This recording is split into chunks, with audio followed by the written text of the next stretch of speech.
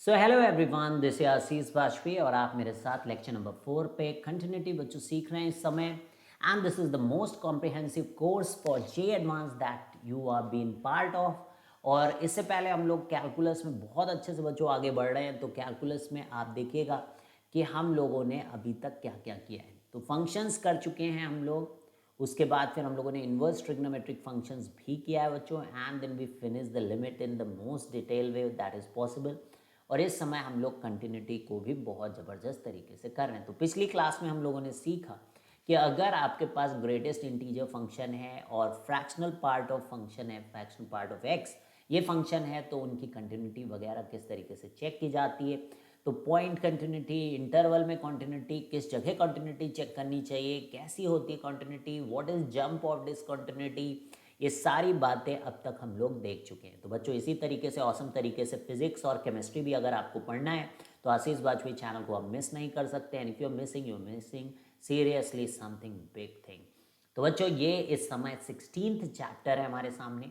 Continuity और ये सारी चीज़ें बहुत ही डिटेल में हो चुकी हैं एंड बहुत ही औसम तरीके से आप कहीं पे भी पढ़िएगा, you will find this course to be amazing and that is definitely going to be better than what you have studied till now. तो चलिए बच्चों स्टार्ट करते हैं इनको सवालों के साथ। तो ये सवाल बड़े ही ज़बरदस्त हैं, तो इनको बहुत ध्यान से आप देखिएगा बच्चों, इनसे आपको काफ़ी कुछ सीखने को मिलेगा। एंड यहाँ पे देखिए कि हमें एक फंक्शन दिया गया alpha plus sine of greatest integer of x upon x.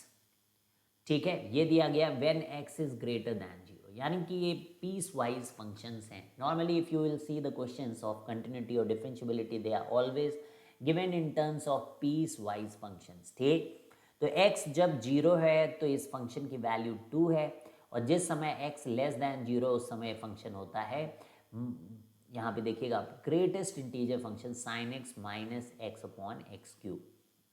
तो अब ये बोल रहा है कि अगर आपका फंक्शन कॉन्टिन्यूस है at x equal to zero, तो फिर वैल्यू ऑफ बीटा क्या होगी। तो देखिए बच्चों, अगर आप चाहते हो कि फंक्शन कॉन्टिन्यूस हो तो उसकी लिमिट जो होगी, LHL हो या RHL, इन दोनों को 2 होना पड़ेगा। तो चलिए स्टार्ट कर देते हैं हम लोग यहाँ से। हमें एक बात यहाँ पर पता है कि x जो होता है वो साइन x से बड़ा होता है। Do you know this thing बच्चों, ये ऑलरेडी आपने लिमिट्स में सीखा कि x for x greater than zero, if you talking about that, तो x is always greater than sine x। ठीक है, because sine x by X is less than 1, ऐसा हम लोगों ने बोला था। और साइन x को अगर आप इसका एक्सपेंशन लिखते हैं, तो साइन एक्स का एक्सपेंशन अगर आप लिखते हैं तो वहाँ से ये एक बात बोल सकते हैं कि भाई x minus x cube by 6, sine x उससे बड़ा है। क्लियर है, साइन एक्स का expansion I think you must have done. अब यहाँ पर देखिए, तो जब आप साइन एक्स माइनस एक्स करते हैं यहाँ पर, क्योंकि यहाँ पर देखिए साइन एक्स माइनस एक्स, तो इसलिए आपने दोनों तरफ, है ना, यानी कि इधर लेफ्ट इधर राइट, सब तरफ आपने एक्स से इसको सब्ट्रैक्ट कर दिया, तो एक्स गायब हो गया and you have now minus x cube by 6 and this is nothing but sign X minus x, and x से एक्स चला गया तो this is less than zero. अब एक्स क्यूब से अगर मैं डिवाइड कर दूं, because I need this sign X minus X by X cube, तो क्यों अब जनरेट किया था ऐसी चीज़, यू केम टू नो कि sign X minus X by X cube एक तो जीरो से छोटा है और दूसरा माइनस 1/6 से बड़ा है। तो ऑब्वियसली आप इसका ग्रेटेस्ट इंटीजर फंक्शन करोगे तो ये जीरो और माइनस 1/6 के बीच में लाई कर रहा है, तो इससे पहले जो इंटीजर आ रहा है लेफ्ट हैंड साइड में, दैट इज नथिंग बट -1, ये यहाँ से आ गया। यानी कि अब आप बोल सकते हो कि इसकी जो लेफ्ट हैंड लिमिट है वो बीटा -1 है। यहाँ से आपको पता चला कि इसकी जो लेफ्ट हैंड लिमिट है वो बीटा -1 है। ठीक है, अब फंक्शन आपका कॉन्टिन्यूस था और ये आ गया आपका बीटा -1। अब आप नेक्स्ट में आइए, अगर ये फंक्शन कॉन्टिन्यूस है तो ये वाला पोर्शन तो आपने निकाल लिया। Now let's come to this portion, इसके बारे में आपका क्या कहना है। Sine of greatest integer function of x upon X, इसकी वैल्यू कितनी होगी। तो जब आप यहाँ पर जीरो से छोटे वैल्यू ले रहे हैं, यहाँ पे कौन सी value, x greater than zero, तो obviously you are going to put here zero, zero plus something you are, if you are going to put here, तो ये साइन जीरो हो जाएगा, ये साइन जीरो हो जाएगा, तो ये वैल्यू आपकी जीरो आ जाएगी। तो यहाँ से आपको मिलता है कि अल्फ़ा की वैल्यू 2 है और बीटा -1 की वैल्यू भी 2 है, तो बीटा की वैल्यू 3 है। तो क्लियरली आप देख सकते हो कि बीटा की वैल्यू अल्फा +1 है। आई डोंट थिंक कि आपको यहाँ पर कोई भी दिक्कत होनी चाहिए। Sine of greatest integer function of x upon X को सॉल्व करने में कुछ भी दिक्कत नहीं आनी चाहिए, ठीक है। तो दिस इज डन। लिमिट्स अच्छी होनी चाहिए बच्चों। एक ही बात मेरा बार बार आपसे कहना है कि लिमिट में अगर आप अभी तक अच्छे से आपने कंट्रोल नहीं किया है तो आगे आने वाले चैप्टर्स में कैलकुलस में आपको दिक्कत होने ही वाली है, क्योंकि यहाँ पर हम लोग बहुत ही लो लेवल के क्वेश्चन नहीं कर रहे हैं। मैं आपको पहले बता दूँ, आपकी तैयारी हम लोग बहुत ही हाई लेवल पर लेकर जा रहे हैं। तो हर क्वेश्चन आपको अच्छा ही मिलेगा, जहाँ पे आपको सोचने विचारने का ज़रूरत पड़ेगी। अब ये कह रहे हैं कि क्या एफ को हम लोग कॉन्टिन्यूस बना सकते हैं। तो ऑब्वियसली अगर लेफ्ट हैंड लिमिट, देखो लिमिट की बात हम लोग हर बार करते हैं। यहाँ पर जैसे ये RHL है और LHL है, if any how this RHL और LHL बराबर हो गए, है ना, अगर आपने RHL निकाला LHL निकाला और दोनों की वैल्यूज़ अगर बराबर हो गई तो obviously this function can be made continuous, because अगर आपने वैल्यू ऑफ द फंक्शन यहाँ पे x बराबर 0 पे वही लिख दी तो ये फंक्शन अपने आप कॉन्टिन्यूस हो जाएगा। क्लियर है। तो चलिए सबसे पहले हम लोग लेफ्ट हैंड लिमिट की बात करते हैं बच्चों। तो mx is equal to fractional part of x square and cos of e की पावर 1/x। तो जब भी मैंने आपको बताया कि x अगर आप जीरो के बहुत करीब है और कोई भी चीज़ बहुत छोटी है, फ्रैक्शनल पार्ट के बारे में बात कर रहे हो, पॉजिटिव क्वांटिटी है यहाँ पर, तो यहाँ पे जब फ्रैक्शनल पार्ट के बारे में बात कर रहे हो तो वो चीज़ वहाँ से बाहर आ जाती है, बिकॉज y बराबर x का ग्राफ होता है 0 से राइट साइड में। तो यानी कि जो भी चीज़ यहाँ पे लिखा है वो आपका बाहर आ जाता है। क्लियर। तो यानी कि यहाँ पर आप सिंपली इसको एक्स स्क्वायर लिख सकते हैं, एक्स स्क्वायर लिख सकते हैं एंड कॉस ई की पावर 1/x। अब देखो 1/x के बारे में जब बात आती है तो 1/x का ग्राफ मैं बार बार इसीलिए ड्रॉ करके आपको दिखाता हूँ कि यू शुड अंडरस्टैंड कि what is the meaning of that. तो जब आप x लेस दैन 0 पे यहाँ जाते हो तो ये देखिए माइनस इन्फिनिटी को ही जाता है। तो यानी कि e की पावर जब 1 अपॉन माइनस ये माइनस इन्फिनिटी को जाता है तो ये चीज़ 0 को चली जाती है, तो कॉस 0 आपका 1 हो जाता है। यानी कि एफ ऑफ 0 माइनस यानी कि लिमिट के बारे में बात करते हो तो वो एक्स स्क्वायर हो जाता है, और लिमिट 0 को टेंड कर रहा है तो आपकी लिमिट LHL जो है वो 0 आ जाती है। अब आपको इसी तरीके से RHL के बारे में डिस्कस करना है। यू हैव टू अंडरस्टैंड कि क्या RHL भी 0 आ रहा है। तो आप 2x³ minus 3 divided by x square पे अच्छे से बच्चों फोकस करें, इसके आर्गुमेंट को देखें कि क्या हो रहा है इसके आर्गुमेंट में। तो 2x³ minus 3 upon x square से आप इसको डिवाइड करोगे तो यू विल सी दैट कि 2x माइनस 3/x स्क्वायर। तो 2x तो 0 को जा रहा है, 3/x स्क्वायर पॉजिटिव क्वांटिटी है, 0 के बहुत करीब है, राइट साइड में है, तो this is going to infinity. Infinity आगे लगा माइनस, तो ये पूरा जा रहा है माइनस इन्फिनिटी। तो कॉट इनवर्स जब माइनस इन्फिनिटी को जाता है तो ये ग्राफ है कॉट इनवर्स का। इसीलिए ग्राफ वो आप बच्चों अगर नहीं आते आपको तो ऑलरेडी आप जो है बहुत दिक्कत में होने वाले हो, क्योंकि आप कोई भी चीज़ याद नहीं कर सकते हो। ग्राफ आपके दिमाग में फिट रहते बच्चों, उनके ग्राफ मालूम है तो आप उनसे आराम से बहुत सारा डेटा निकाल सकते हो। जैसे कि यहाँ पे आपको पता चल गया कि cot inverse of minus infinity आप क्या लिखो, पाई लिखोगे। अब उसके ऊपर लगा है आपका ग्रेटेस्ट इंटीजर फंक्शन, तो पाई में जब ग्रेटेस्ट इंटीजर फंक्शन लगा है तो वो 3 है, और 3 में से 3 को आप कर दोगे सब्ट्रैक्ट तो वो आएगा 0। तो यहाँ से क्लियरली आप देख सकते हो कि LHL और RHL इक्वल हैं, और अगर आप चाहते हो कि ये फंक्शन कॉन्टिन्यूस हो जाए तो जो वैल्यू ऑफ द फंक्शन है वो भी 0 होनी चाहिए। इस तरीके से हमारा एफ जो है कॉन्टिन्यूस हो जाता है। तो ये कुछ रिजल्ट्स आप लगातार देख रहे हो बच्चों। बीच बीच में अभी ये रिजल्ट आया था कि इस पर ग्रेटेस्ट इंटीजर फंक्शन लगा हुआ था, ठीक है। तो ये सारे रिजल्ट अगर आपको याद रहेंगे तो और भी आपको कम समय लगेगा। जैसे कि आप जानते हो कि आपको स्टेप बाय स्टेप हम लोग आगे बढ़ाने की कोशिश करते हो, तो ये रिजल्ट्स याद कर लेंगे तो आप एक लेवल अप हो जाएंगे, आपका टाइम बचेगा पेपर्स में। x minus sine X by X cube 1/6 होगा, अगर x tends to 0 tan x minus X by X cube 1/3 होगा। तो ये ज़बरदस्त रिजल्ट है, इनको ध्यान रखें। And let's do some problems, ठीक है। तो यहाँ पे दिया गया F x is equal to cos of X times cos 1/x, and G X आपको दिया गया ln sec square X upon X sine X. तो बोल रहे हैं are both continuous at x equal to 0, ऐसा बोल रहे हैं। देन अगर ये दोनों कॉन्टिन्यूस हैं x बराबर 0 पे, तो क्या f0 बराबर g0 है, या g0 बराबर 2 टाइम्स f0 है, या f0 बराबर 2 टाइम्स g0 है, या f0 प्लस g0 1 है।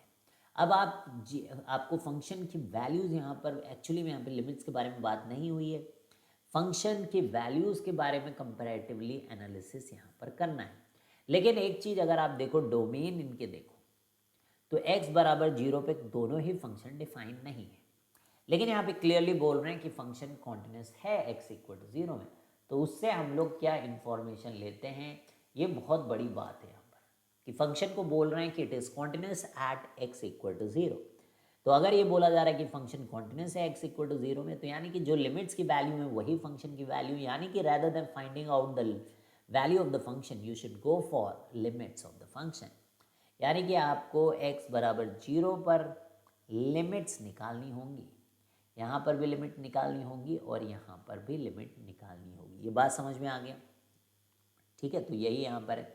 तो चलिए शुरू करते हैं यहाँ से। तो जब लिमिट x टेंड्स टू 0 है, cos of x cos 1 by x, तो देखो ये जो x है ये तो 0 को चला जाएगा, और cos 1 बाई एक्स में आप 0 रखोगे तो वो इन्फिनिटी को जाएगा, और जब वो इन्फिनिटी को जाता है तो cos इन्फिनिटी को एक फाइनाइट वैल्यू आती है ये, एंड यू ऑलरेडी नो कि 0 इंटू फाइनाइट इज 0, तो cos 0 इज इक्वल टू 1। देखो ये लगता तो वेरी इजी है, जब मैं बता रहा हूँ तो आपको आसान लग रहा है, पर ये चीज़ें आपको बहुत अच्छी प्रैक्टिस होनी चाहिए ये सब पता करना, क्योंकि इन sometimes what happen, most of the students get confused in the examination, but if you have practiced this well, और जो जो क्वेश्चन कराए जा रहे हैं आपने उनको एकदम अपने दिल में उतार लिया बच्चों, तो ये सब चीज़ें आपको टफ नहीं लगनी चाहिए, ये सब बहुत इजी लगना चाहिए कि हाँ ये 0 को जा रहा है, ये इन्फिनिटी को जा रहा है, तो ये -1 से 1 के बीच में वैल्यू होती है, अगर उसको 0 से मल्टीप्लाई करेंगे तो 0 आएगा। What's a big deal there. तो cos 0 की वैल्यू 1 आई, यानी कि अब हमारे पास f0 की वैल्यू 1 है। अब इसी तरीके से आपको g0 निकालना है, लेकिन इसको अगर हम देखें ln sec स्क्वायर x में अगर हम लोग देखें तो ये 0/0 का फॉर्म बन रहा है बच्चों, क्योंकि cos 0 1 होता है तो sec भी 1 हो जाएगा, एंड ln 1 इज 0 और नीचे भी 0 है, तो आप जानते हो कि ये 0/0 का फॉर्म है। ठीक है, और उसमें आपने पढ़ा है कि ln 1 प्लस एक्स को x लिखना है, यानी कि ln के अंदर sec स्क्वायर x है अगर, तो you have to write 1 subtract करके वहाँ पे sec स्क्वायर x माइनस 1, और नीचे आपको पता है कि sin x को x लिख सकते हैं अगर उसका आर्गुमेंट 0 आ रहा है, साइन हटा लो तो x इंटू एक्स। अब sec स्क्वायर x माइनस 1 को आप लिख सकते हो tan स्क्वायर x, तो नीचे है x स्क्वायर, ये हो जाएगा 1, तो ये आपका g0 भी 1 है, तो यानी कि f0 g0 1 है, दोनों ही 1 है, f0 is equal to g0 and both are equal to 1, तो बाकी का कोई भी स्टेटमेंट यहाँ पे करेक्ट नहीं हुआ। इस तरीके से ऑप्शन ए हमारा करेक्ट हो गया। तो चलिए बढ़ते हैं बच्चों इसी के साथ क्वेश्चन नंबर 2 में, यानी कि हमारे पास है if F x is equal to A X square minus B when X lies between A and 1, and x की वैल्यू जब 1 है तो हम है 2, जब x की वैल्यू 1 और 2 के बीच में है तो हमारी वैल्यूज़ हैं x प्लस 1। ठीक है, did you understand this thing? तो then the value of the pair a comma b for which f x can not be continuous at x equal to 1। तो देखो भाई, कॉन्टिन्यूस होने के लिए सीधा सीधा है left hand limit is equal to right hand limit, जो कि बहुत आसानी के साथ यहाँ पर आप निकाल सकते हो, और 1 पे हम लोग इसको चेक करेंगे क्योंकि वहाँ पे डेफिनेशन चेंज हो रही है, तो 1 पे कुछ भी नहीं करना है आपको, जस्ट वैल्यू पुट कर देनी। ये बहुत ही सरल सवाल था, a माइनस बी बराबर 2 यहाँ से, और 1 पे यहाँ देखोगे तो वो भी 2 है, तो इधर से तो है ये a माइनस बी 2 होने नहीं चाहिए, अदरवाइज ये फंक्शन कॉन्टिन्यूस हो जाएगा वहाँ पर 1 पे। तो बस अब वैल्यूज़ रख रख के देखो, अगर आपने a को 2 रखा 0 तो ये 2 हो रहा है, ये चलेगा नहीं। ठीक है, 1 माइनस 1 यहाँ रखोगे तो ये भी 2 आ रहा है, ये भी नहीं चलेगा। ठीक है, तो 4 माइनस 2 ये भी नहीं चलेगा, 1 माइनस 1 ही गलत है यहाँ पर। ठीक है, इस वैल्यू के लिए कभी भी कॉन्टिन्यूस नहीं होगा, तो यही अपना डी ऑप्शन करेक्ट है। समझ गए बच्चों, बहुत ही ईजी क्वेश्चन था। ठीक है, तो आई होप कि ये आपको क्लियर हो। तो अब बोल रहे हैं the set of points of discontinuity of the function, तो ये फंक्शन की डिसकंटिन्यूटी कहाँ कहाँ है। ऊपर फाइनाइट है भाई, ठीक है, ऊपर फाइनाइट वैल्यू है तो नीचे 0 नहीं होना चाहिए, नीचे कहाँ 0 हो सकता है, एक तो x बराबर 0 पे डिफाइन ही नहीं है, तो 0 पे एक नहीं है। ln 1 होने से 0 हो जाता है डिनोमिनेटर, तो वहाँ पर ये फंक्शन कॉन्टिन्यूस नहीं होगा। और -1 भी रखोगे तो उसका भी मॉड 1 देगा, तो यानी कि -1 0 और +1, ये तीनों पॉइंट है जहाँ पर ये फंक्शन डिसकॉन्टिन्यूस है। चलिए हम लोग बढ़ते क्वेश्चन नंबर 4 की तरफ, और हमारे पास सवाल है let f(x) is equal to e⁻²x + 1 minus of x + 1 e⁻x plus e⁻−x upon x times e⁻x-1 if x is not equal to 0 and k if x equal to 0। यानी कि यहाँ पर आपको left hand limit right hand limit की जो भी value है वही आपकी वैल्यू ऑफ द फंक्शन की अगर बराबर है तो k की वैल्यू आ जाएगी। तो वेरी इजी कर सकते हो इसको, बोलो बोलो। तो सबसे पहले आप अगर इसमें 0 रख दो तो देख लो कि स्थिति क्या है यहाँ पर 0 रखने से। तो 0 रखने से ये ऊपर वाला तो 1 बन रहा है, नीचे 0 ही हो जा रहा है ना। और यहाँ पर भी 0 हो जा रहा है, तो ये 1 हुआ था, 2 हो गया था, ये यहाँ पे 1 है, यहाँ पे 1 1 2 2 - 2 0/0 का फॉर्म बन रहा है। लेकिन e⁻x-1 को आप x लिख सकते हैं प्रोडक्ट फॉर्म में, है ना। इस तरीके से काम आपको करना पड़ेगा। यहाँ पे अगर आप एलसीएम लेंगे तो ये भी e⁻2x + 1/e⁻x हो जाएगा, तो e⁻2x + 1 को आप कॉमन ले सकते हो। ये देखो मैंने जैसे बताया वैसा हुआ यहाँ पर।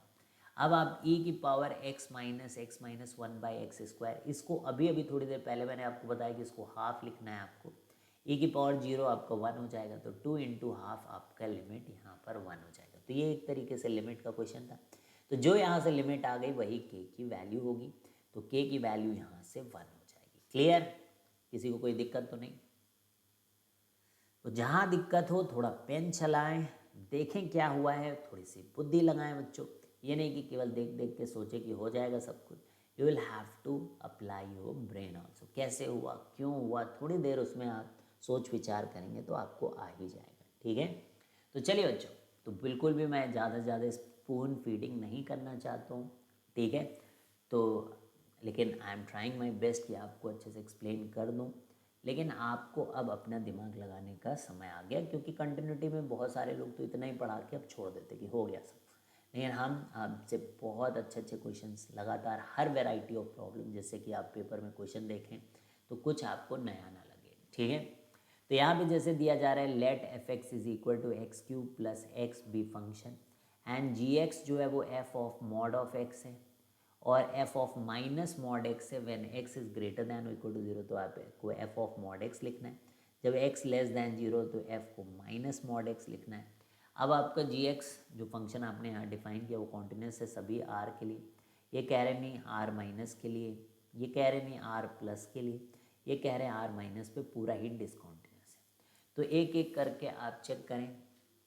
तो आप देखिए फॉर x ग्रेटर दैन और इक्वल टू 0, यानी कि मॉड x को आप क्या लिखोगे, x लिखोगे, यानी कि आपका fx जो है वो x³ + x होगा, क्योंकि चाहे f ऑफ मॉड x लिखो चाहे fx लिखो एक ही बात है। लेकिन जब x लेस दैन 0 होगा तो ये -x होगा, ये -x होगा तो माइनस माइनस फिर से fx हो गया, तो fx तो आपका x³ + x होगा। ठीक है, तो fx x³ + x हो गया। क्लियर, तो fx for x less than 0 x³ + x, ठीक है। फॉर x ग्रेटर दैन और equal to 0 fx is same thing, because वहाँ पे मॉड x को आप पॉजिटिव ही लिखोगे। क्लियर, तो अब यहाँ पर ज़्यादा आपको सोच विचार करने की ज़रूरत नहीं है, दोनों ही जगह ये फंक्शन सेम ही आया है। आपने देखा दोनों ही जगह ये फंक्शन सेम ही आया, तो फंक्शन कॉन्टिन्यूस है सभी जगह के लिए। तो बहुत ही सिंपल था बच्चों, ठीक है। क्लियर है, आपने दोनों को देखा। f नहीं समझ में आया तो एक बार फिर से देख लो कि मॉड x को x लिखोगे जब x ग्रेटर दैन और इक्वल टू 0 है तो ये आपका fx हो जाएगा, और जब आपका x लेस दैन 0 तब भी mod x will be written as -x, तो फिर भी वो fx हो जाएगा। तो in any situation this is fx and fx is one of the polynomial function which is continuous. तो ये दोनों ही तरफ एक ही फंक्शन आ रहा है, एक ही डेफिनेशन आ रही है, इसका मतलब तो ये फंक्शन जो है वो कॉन्टिन्यूस है। क्लियर, लेट्स मूव बच्चों। अब नेक्स्ट सवाल देखते हैं कि function fx is equal to p of greatest integer function x + 1 and q of greatest integer function x - 1 is continuous at x equal to 0 and this is GIF यानी कि greatest integer function. ठीक है, तो अब देखो यहाँ पे p into Q कह रहे हैं कि जीरो होगा, यहाँ कह रहे हैं p प्लस क्यू जीरो होगा, यहाँ बोल रहे हैं p जीरो होगा, यहाँ पे बोल रहे हैं q जीरो होगा। तो अब कॉन्टिन्यूस है वन पे, कॉन्टिन्यूस है वन पे ऐसा बोल रहे हैं, तो आपको क्या करना है, वन रख के वैल्यू पहले निकालो कि क्या वैल्यू क्या है, वन पे वैल्यू निकालो। तो 2p और ये जीरो गया, तो ये फंक्शन की वैल्यू 2p आ रही। तो यानी कि अगर फंक्शन की वैल्यू 2p आ रही तो LHL RHL ये भी 2p आने चाहिए। तो फिर वहाँ से आप p और q में कुछ रिलेशन निकाल सकते हो। ये बात समझ में आई भाई, फंक्शन की वैल्यू तो निकाल ही सकते हो, फंक्शन कॉन्टिन्यूस बोला जा रहा है। At x equal to 1 just go and put that value 1। तो LHL और RHL बराबर होना चाहिए। तो LHL निकालने के लिए 1 माइनस आपको रखना पड़ेगा। तो यहाँ पे जब 1 माइनस एच प्लस 1 लिखोगे तो क्या हो जाएगा, बोलो 2 माइनस एच हो जाएगा कि नहीं। यहाँ पे जब आप 1 माइनस लिखोगे, 1 माइनस यानी 1 माइनस एच, 1 कैंसिल हो गया, माइनस एच बचेगा केवल। बोलो बोलो क्यू ऑफ माइनस एच। मैं केवल लेफ्ट हैंड लिमिट इधर निकालो। तो 2 में से कुछ चला गया तो फिर दो में से अगर कुछ चला गया यानी कि 1.95 मान लो हो गया, तो उसका ग्रेटेस्ट इंटीजर फंक्शन आपको 1 वैल्यू देता है, तो दिस इज़ 1p। और ये h negative, h is positive quantity, उस पर माइनस लगाए, यानी कि जैसे मान लो किसी ने बोला -0.3, तो -0.3 बोला तो यानी कि माइनस हो गया, तो यानी कि इधर की तरफ आपको p माइनस क्यू आ गया। और इधर जो वैल्यू ऑफ द फंक्शन आया था वो 2p आया था। तो इधर से आप ऐसा भी बोल सकते हो कि p plus q is equal to 0 बोल सकते हो, क्योंकि कॉन्टिन्यूस बोला है तो लेफ्ट हैंड लिमिट और वैल्यू ऑफ द फंक्शन से भी आपका क्वेश्चन हो जा रहा है, तो वहाँ से भी आप यहाँ पर p plus q is equal to 0 आपका आंसर आ जाएगा। आप चाहो तो राइट हैंड लिमिट भी सॉल्व करके देख लो, then also the same thing will come. ठीक है, ऐसा है नहीं यहाँ पे कि इट इज़ नॉट पॉसिबल, तो आप राइट हैंड लिमिट देखो या ना देखो, अगर left hand limit value of the function के बराबर आ रहा है, उससे रिजल्ट निकल आ रहा है और फंक्शन कॉन्टिन्यूस बोला गया है, तो ये तीनों ही चीज़ों को बराबर होना पड़ता है। चलिए आगे बढ़ें। Which of the following is not continuous for all x. ऐसा कौन सा फंक्शन है जो कि सभी एक्स के लिए कॉन्टिन्यूस नहीं है। तो मॉड x माइनस 1 कॉन्टिन्यूस है बच्चों, मॉड x माइनस 2 भी हमेशा कॉन्टिन्यूस है, तो इन दोनों का सम भी हमेशा कॉन्टिन्यूस होगा। इसी तरीके से एक्स स्क्वायर कॉन्टिन्यूस है, x minus x cube continuous है, किसी भी कॉन्टिन्यूस फंक्शन में मॉड लगा दो वो भी कॉन्टिन्यूस, फिर कॉन्टिन्यूस को सब्ट्रैक्ट कर दो तो वो भी कॉन्टिन्यूस। तो प्रॉपर्टी से दोनों कॉन्टिन्यूस हो चुके हैं। अब sine mod x plus mod sine x, इन सब के ग्राफ आपने देखे, एक एक का ग्राफ आपने देखा ट्रांसफॉर्मेशन वाले लेक्चर्स में, तो ये भी कॉन्टिन्यूस है, ये भी कॉन्टिन्यूस है, कॉन्टिन्यूस प्लस कॉन्टिन्यूस है कॉन्टिन्यूस, तो 3 कॉन्टिन्यूस हो गए, तो obviously this is going to be discontinuous. ठीक है, this d is going to be discontinuous because cos x तो कॉन्टिन्यूस है, मॉड cos x कॉन्टिन्यूस है, लेकिन जहाँ जहाँ ऐसा होगा कि डिनोमिनेटर 0 हो रहा है वहाँ पर दिक्कत है, वहाँ पे फंक्शन इज नॉट कॉन्टिन्यूस, तो इसलिए this is not going to be continuous. Clear. अब नेक्स्ट क्वेश्चन करते हैं बच्चों। ठीक है, we will do the next question, that is if F x is equal to cos x की power cot x plus sec x की power cosec x, ये x greater than 0 के लिए, एक्स बराबर 0 के लिए p दिया गया है फंक्शन को, और x लेस दैन 0 पे ये लिखा गया e की पावर x प्लस e की power minus 2 cos x upon x sin x। Clear. So find the value of p possible to fx is continuous, to make fx continuous at x equal to 0। तो ये possibility तभी हो सकती है जब ये left hand limit और right hand limit बराबर हो, तो x ग्रेटर दैन 0 के लिए हम लोग यहाँ पर देखते हैं। ठीक है, तो इसको कैसे करेंगे, पहले सबसे पहले आपको लिमिट x टेंड्स टू 0 है ना, इसके लिए करना पड़ेगा cos x की पावर cot x, क्योंकि ये 1 की पावर इन्फिनिटी है, x जब टेंड टू 0 है तो cos is tending to 1 and cot x is tending to infinity, तो इसलिए दिस इज नथिंग 1 की पावर इन्फिनिटी वाला इनडिटर्मिनेट फॉर्म है जिसमें आपका एक्सपोनेंशियल फंक्शन लिखा जाता है। फिर limit x tends to 0, cot x जो रहता है वो आपका cot x लिखोगे एंड फिर g x minus g x की पावर एफ एक्स या एफ एक्स की पावर जी एक्स, तो g x into f x minus one यानी कि कॉस एक्स माइनस वन। अब आप यहाँ से सॉल्व कर सकते हो, ठीक है, इसको सॉल्व कर सकते हो। आई डोंट थिंक कि वन माइनस कॉस एक्स को आप एक्स स्क्वायर बाई टू लिखते हो, ठीक है, और ये tan एक्स है तो x बाई tan एक्स तो वन हो जाएगा, ठीक है, लेकिन बचता है e की पावर x बाई टू, तो वहाँ पे x, क्योंकि ये सब e की पावर में सब कुछ चल रहा है, वन की पावर इन्फिनिटी वाला लिमिट आपको आना चाहिए बच्चों, देन आप अच्छे समझ जाओगे। तो e की पावर जीरो क्या हो जाएगा आपके लिए, वन, ठीक है। तो ये आ गया, ये cos x की पावर cot x केवल आ गया जहाँ से वन आ रहा है। अब similarly you have to do for sec x की पावर cos x, ठीक है, तो वहाँ पर भी one by sine x, one by cos, फिर से वही x square by two shortcut से, ठीक है, और साइन एक्स का एक्स हो जाएगा, कॉस जीरो का वन हो जाएगा, तो ये फिर से वन आ गया, तो one plus one is equal to two. तो यहाँ पर आपके राइट हैंड लिमिट की वैल्यू टू आ गई। अब एक्स लेस दैन जीरो पे वैल्यू रख के देखो, ई की पावर जीरो वन, ई की पावर माइनस जीरो ये भी one, one plus one cos zero तो two minus two zero, and x भी जीरो, तो zero by zero, this is zero by zero. तो just apply the LH rule यहाँ पर, है ना, लॉपिटॉल रूल।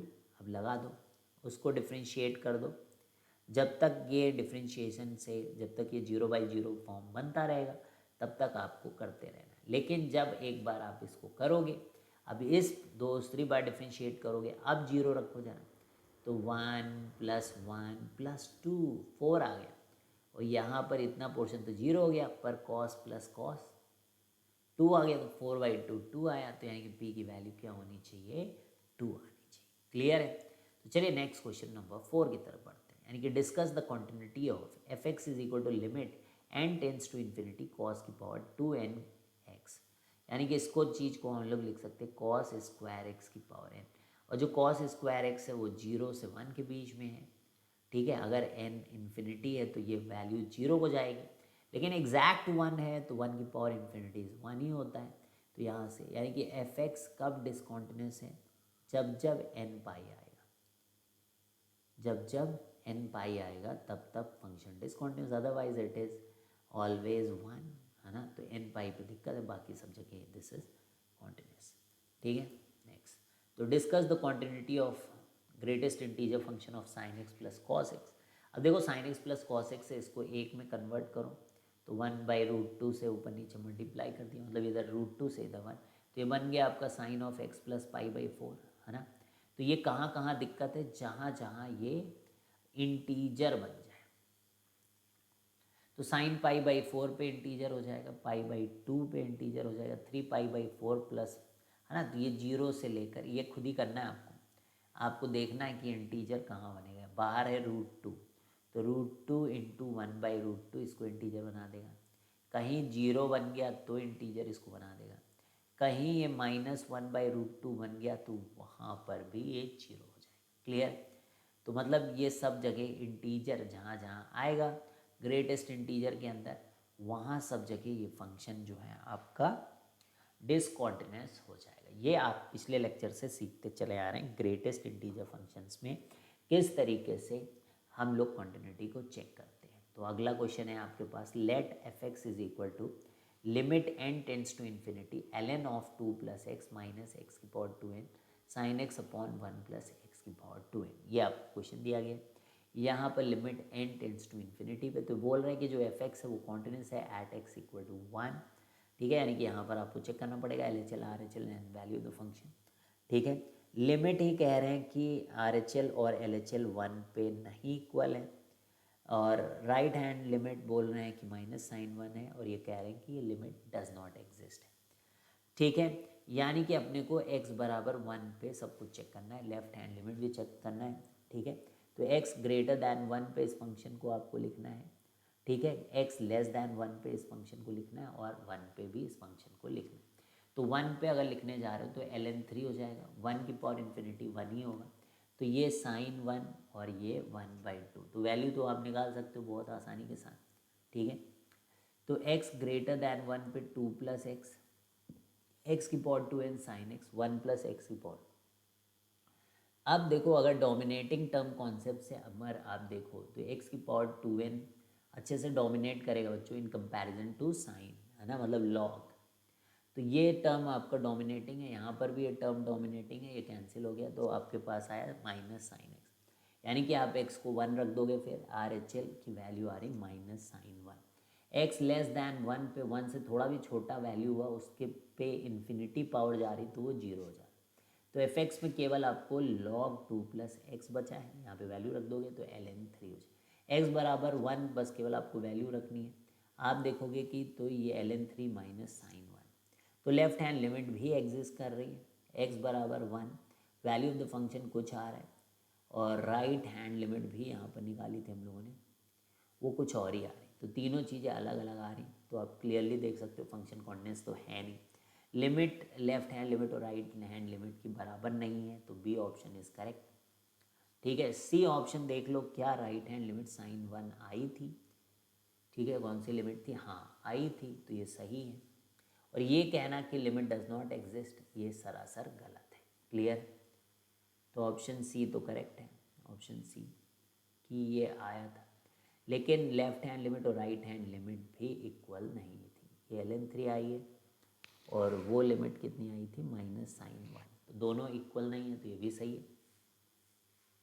है ना? क्लियर है? चलिए, अब हम लोग सिग्नम फंक्शन की कॉन्टिन्यूटी को चेक करेंगे। तो देखो सिग्नम कहाँ पे कॉन्टिन्यूस नहीं होता, तो सिग्नम, एक सेकेंड, सिग्नम, अब देखो मैं सिग्नम, आप सोचो कि मैं समझाऊंगा ना, तो मैं बिल्कुल नहीं समझाऊंगा, आपको फंक्शन चैप्टर देखना पड़ेगा। ठीक है, तो सिग्नम फंक्शन, जहाँ पर सिग्नम के अंदर 0 होता है वहीं पे डिस्कॉन्टिन्यूस। तो जो चीज़ भी सिग्नम के अंदर लिखा हो, जैसे यहाँ पे लिखा हुआ है signum of sine x plus 2, तो जिस भी पॉइंट पे साइन एक्स प्लस 2 0 हो जाए वहीं पे सिग्नम डिस्कॉन्टिन्यूस। लेकिन आपको पता है कि साइन एक्स की मैक्स वैल्यू 1 है, मिनिमम -1 है, कहीं पर भी ये साइन एक्स प्लस 2 0 नहीं होता है। तो this sorry, so this function is continuous for all values of x. देखा कितनी आसानी से कर लिया। अच्छा, अब मोर देन 1 करेक्ट। ठीक है, आई थिंक यहाँ तक आप समझ गए। तो ये सिग्नम फंक्शन का डिसकॉन्टिन्यूटी, आप कॉन्टिन्यूटी समझ गए। इसके बाद हम लोग सिग्नम के कई सारे क्वेश्चन, मोर देन 1 करेक्ट, ये क्वेश्चन आप देखिए, यहाँ पे एक्स स्क्वायर है, फिर ग्रेटेस्ट इंटीजर फंक्शन 1/, फिर उसका भी ग्रेटेस्ट इंटीजर। तो ये ग्रेटेस्ट इंटीजर फंक्शन सबसे ज़्यादा पूछा जाता है बच्चों, कंटिन्यूटी, डिसकॉन्टिन्यूटी और डिफरेंशिएबिलिटी वगैरह में। इस पर आपको बहुत अच्छे से आना चाहिए, कुछ रहता नहीं बच्चों। तो F1 continuous at x equal to 1, तो चेक करना पड़ेगा कि फंक्शन 1 पे कॉन्टिन्यूस है कि नहीं। x बराबर -1 पे आपको ये चेक करना पड़ेगा फंक्शन डिसकॉन्टिन्यूस है क्या। तो left hand limit, right hand सभी देखना पड़ेगा। इसका डिसकॉन्टिन्यूस कह रहे हैं इनफाइनाइटली मैनी पॉइंट्स पे, कह रहे हैं कि हर जगह ही कॉन्टिन्यूस है। चलिए बच्चों 1 से शुरू कर देते हैं। ठीक है, तो F1 सबसे पहले 1 रख के देखो यहाँ पर, तो ये 1 ही आ रहा है। तो 1 का जो ग्रेटेस्ट इंटीजर फंक्शन है 1 आएगा, इसमें भी 1 रख दोगे तो 1 का 1 यानी कि सब कुछ 1। एफ ऑफ 1 प्लस, तो 1 प्लस एच का होल स्क्वायर। तो ध्यान से समझो कि ये वैल्यू कहाँ लाई करे। 1 से बड़ी चीज़ को, यानी कि न्यूमरेटर अगर 1 है और डिनोमिनेटर 1 से बड़ा है, उससे डिवाइड करोगे तो ऑब्वियसली वो 0 और 1 के बीच में हो, तो उसका ग्रेटेस्ट इंटीजर फंक्शन 0 आएगा। ठीक है, तो इसका 0, वो कोई भी नंबर हो, यहाँ पे 1 के आसपास ही आ रहा है, उसको 0 से मल्टीप्लाई करोगे 0 हो जाएगा, उसका ग्रेटेस्ट इंटीजर फंक्शन 0 आ जाएगा। तो RHL आपका 0 आ गया, जबकि वैल्यू ऑफ द फंक्शन 1 है, तो फंक्शन ऑब्वियसली जो है कॉन्टिन्यूस नहीं है एट x इक्वल टू 1। तो ऑप्शन ए रॉन्ग है, फिर कॉन्टिन्यूस एवरीवेयर ये भी चला गया, यानी कि ए और डी दोनों चले गए। अब या तो फंक्शन डिसकॉन्टिन्यूस है एट x इक्वल, या तो डिसकॉन्टिन्यूस है एट इनफाइनाइटली मैनी, कुछ भी हो सकता है बच्चों, बी और सी। अब फंक्शन को देखो तो इवन फंक्शन है, एक्स स्क्वायर है ना यहाँ पर, तो x की जगह -x रखो तब भी ये सही। तो फंक्शन जो आपके इवन फंक्शन होते हैं वो y एक्सिस पे सिमेट्रिकल होते हैं, वो y एक्सिस पे सिमेट्रिकल होते हैं। ठीक है, तो क्या हो, जो भी चीज़ आपकी x इक्वल टू 1 पे हो रही है वही चीज़ -1 पे भी होगी। तो function was discontinuous at x equal to 1, so function was discontinuous at -1। अब यहाँ पे आपके लिए 1/√3, 1/2, 1/√5, 1/√6 इन सब जगह डिसकॉन्टिन्यूस है।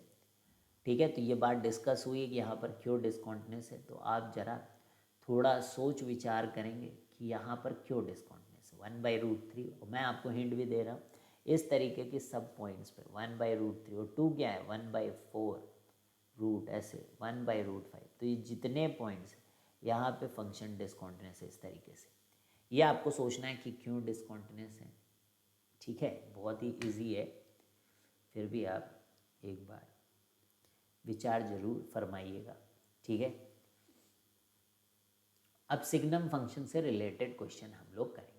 तो बहुत आसान होता है, अभी मैंने आपको समझा ही दिया एक पहले वाले क्वेश्चन से कि ये सिग्नम फंक्शन जहाँ पे भी दिया रहे, तो ये जो चीज़ जहाँ पे जीरो हो रही होगी, अगर जिस भी जगह इसकी वैल्यू जीरो हो रही तो वहाँ पर फंक्शन डिसकॉन्टिन्यूस हो जाएगा। जैसे सिग्नम ऑफ जी एक्स है और जी ऑफ ए अगर जीरो हो रहा है तो function will be discontinuous there.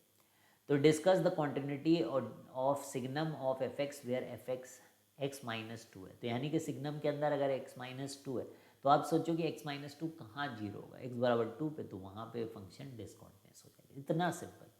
अब जैसे सिग्नम ऑफ x³ - x, तो कहाँ पर डिसकॉन्टिन्यूस, जहाँ पे चीज़ जीरो है तो इसको जीरो बराबर करके देख लो, 3 पॉइंट्स ऐसे हो जाएंगे जहाँ पे फंक्शन डिसकॉन्टिन्यूस है। सिग्नम ऑफ sin x - 1, अब sin x जहाँ पर भी 1 हो जाएगा, यानी कि इस पॉइंट पे, दैट इज 4n+1 π/2। ट्रिग्नोमेट्री के लेक्चर्स देखें, हर जगह को एक वैल्यू असाइन की गई थी, तो इस जगह पर फंक्शन जो है आपका डिसकॉन्टिन्यूस हो जाएगा। तो बहुत इनफाइनाइट पॉइंट्स हैं।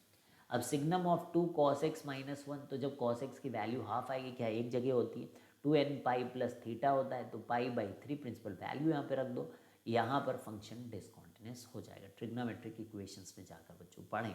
ठीक है, सिग्नम ऑफ x² - 2x + 3, ये कभी भी जीरो नहीं होता है, तो दिस इज ऑलवेज कॉन्टिन्यूस। कैसे पता, डी निकाल के चेक कर लो। क्लियर। तो f x is equal to signum of sine x plus a is continuous for all x belonging to R. ये कह रहे हैं तो ए की वैल्यू क्या होनी चाहिए, तो कुछ भी हो ए -1 से 1 में नहीं आना चाहिए, अदरवाइज व्हाट विल हैपन, फिर ये जीरो होगा और फंक्शन जैसे ही अंदर जीरो हो जाएगा the function will not be discontinuous. ठीक है, तो यानी कि साइन एक्स प्लस ए, ठीक है, या तो कितना हो जाए, -∞ से -1 के बीच में, या 1 से इन्फिनिटी के बीच में अगर ए हो जाए। क्योंकि अगर -1 से 1 के बीच में हुआ, बहुत ही सिंपल है, इसकी वैल्यू -1 से 1 के बीच में, तो अगर आपके ए 1 और -1 के बीच में, तो ऐसे पॉइंट्स आ सकते हैं जहाँ पे जीरो हो जाए, तो वहाँ हो ही ना ये, तो फिर ये सिग्नम कभी भी जीरो नहीं होगा। ठीक है, तो ये आपका रेंज हो गया ए का। तो चलिए इसी तरीके से आपके पास if f x is equal to signum of 2 sin x plus a, तो इस बार आपको देखना है कि 2 sin x प्लस ए जीरो नहीं होना चाहिए, यानी कि sin x जो है -a/2 के बराबर नहीं होना चाहिए, यानी और मॉड a/2 आपका, यानी कि यहाँ से पता चलता है ग्रेटर दैन 1 होना चाहिए, यानी कि मॉड a ग्रेटर दैन 2 होना चाहिए। तो ये आपको पता है कि मॉड a ग्रेटर दैन 2 होने का क्या मतलब होता है कि 0 पॉइंट है, उधर से दोनों तरफ डिस्टेंस 2 ले लो, तो जो डिस्टेंस है ओरिजिन से वो 2 से बड़ी या इधर, तो -∞ से -2 यूनियन 2 से इन्फिनिटी, यहाँ रेंज हो जाएगा। क्लियर है, तो समझ में आ गया भाई। नेक्स्ट क्वेश्चन देखते हैं हम लोग। Discuss the continuity of function f x is equal to a greatest integer x plus x -1 upon greatest integer x plus, यानी कि left hand limit right hand limit आपको यही निकालनी पड़ेगी, और वैल्यू ऑफ द फंक्शन तो आपके पास है ही है। ठीक है, तो अब हम लोगों को फंक्शन को डिफाइन करना पड़ेगा x 0 पॉजिटिव पर और x 0 नेगेटिव पर। तो 0 पॉजिटिव पर जाओगे जब, ठीक है, तो ये x तो 0 ही हो जाएगा, तो आपके पास ये x भी 0 हो जाएगा। अब 0 पॉजिटिव पर नंबर को अगर आप देखें, ठीक है, अगर 0 पॉजिटिव पे आप नंबर को देखें यहाँ पर, तो ये 0 प्लस पॉजिटिव ये आपको 0 देगा, तो ये भी 0 देगा, तो a की पावर x -1 अपॉन x, इसका तो ln a आता ही है ना, इसकी तो लिमिट ही ln a आती है। जब x <0 होगा तो इनकी वैल्यू -1 आएगी, इसकी वैल्यू भी -1 आएगी, तो ए की power x minus one upon x minus one, ये आ गया। अब आप इसकी लिमिट तो ln हो गई राइट हैंड, और इसकी वैल्यू रख दो जाके बस, तो 1 माइनस ए बाई ए। ठीक है, तो LHL RHL नहीं है तो फंक्शन डिसकॉन्टिन्यूस है, तो ऑप्शन ए करेक्ट है, डिसकॉन्टिन्यूस। क्लियर है भाई, समझ में आ रहा है कि नहीं? नहीं समझ में आया, बस ग्रेटेस्ट इंटीजर नहीं आता इसका मतलब नहीं समझ पा रहे थे। ठीक है, इसीलिए भैया फंक्शन में इतना टाइम लगाया गया है कि दोबारा एक्सप्लेन ना ही करना पड़े। जीरो से राइट साइड में लोगे तो जीरो प्लस वैल्यू रखोगे तो जीरो ही आएगा। जब आप जीरो से माइनस वैल्यू लोगे तो यहाँ पे माइनस वन आ जाए। आपको पता होना चाहिए कि -0.1 जैसे कैसे ने ले लिया तो इसके लिए वैल्यू -1 होती है। बस इतना ज्ञान होना चाहिए आपको इस क्वेश्चन को करने के लिए बस। ठीक है,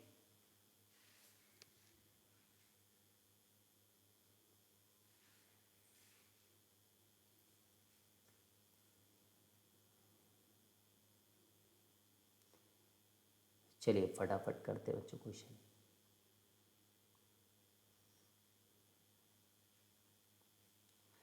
तो f x is equal to a plus 3 cos x upon x square for x less than 0, b tan pi of greatest integer x plus 3 for x greater than और इक्वल टू 0।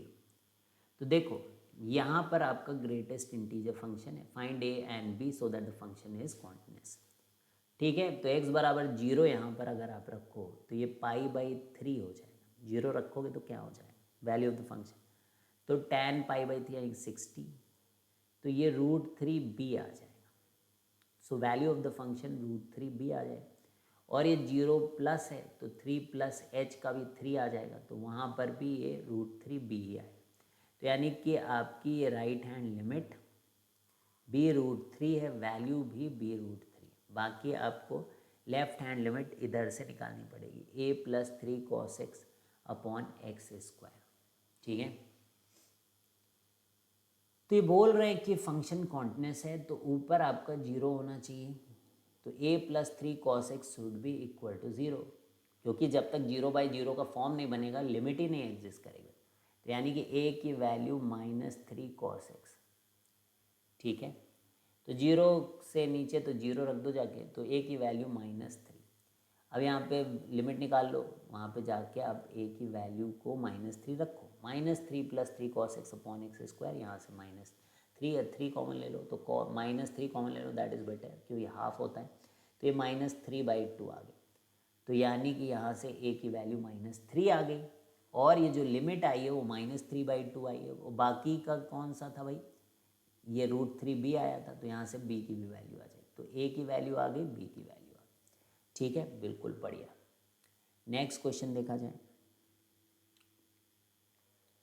तो f x is equal to tan square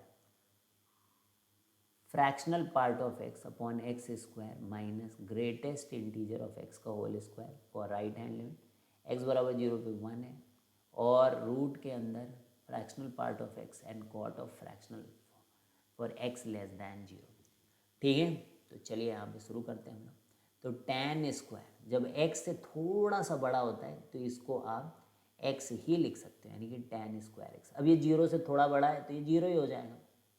अरे 0 कितने बार बोले, 0 से थोड़ा बड़ा greatest integer function 0 देगा, तो ये tan square by x square, ये तो 1 हो जाए, तो ये 1 है, ये 1 है।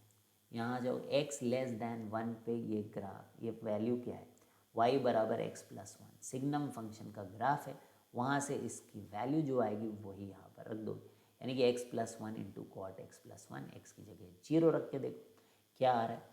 ठीक है, तो 1 कॉट 1 यानी कि रूट ऑफ कॉट 1, तो लिमिट डज नॉट एग्जिस्ट, बाहर कॉट इन्वर्स भी है तो 1 है। ठीक है, तो यानी कि ऑप्शन सी यहाँ पर करेक्ट है। ठीक है, अगर कॉट इन्वर्स 1 वहाँ रख देते हैं और उसका स्क्वायर कर देते तो 1 आ जाएगा, तो सी करेक्ट है। ठीक है,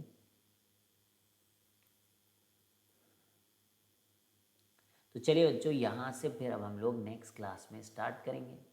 ठीक है, तो तब तक आप अच्छे से कंटिन्यूटी का ज़्यादा से ज़्यादा क्वेश्चंस करते रहें बच्चों, जिससे कि आपका कॉन्फिडेंस फटाफट बढ़ता रहे अच्छे से इस चैप्टर के अंदर। Bye bye, see you.